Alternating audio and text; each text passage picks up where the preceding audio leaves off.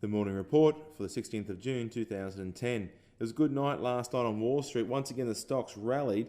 The Dow Jones moving up to 10,405 points. That's up 213 points a day, or 2.1%.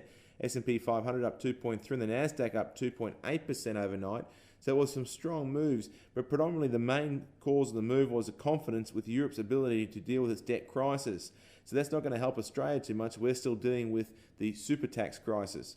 Now the FTSE also moved up, but only slightly up 0.3 to close at 5,218 points. Our market had a neutral day yesterday, closing at 4,505 points.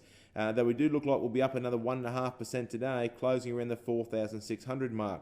Like I said, this rally we expect to get to the 4,700 level. However, this super tax will weigh on us for some time yet. We saw Wesfarmers wade into the battle yesterday, writing to their shareholders, advising them how this is going to affect their dividends and obviously capital growth of the company. Xstrata's voiced its opinion quite loudly, and we've also seen BHP and Rio starting to shut down or ease off on projects back in Australia.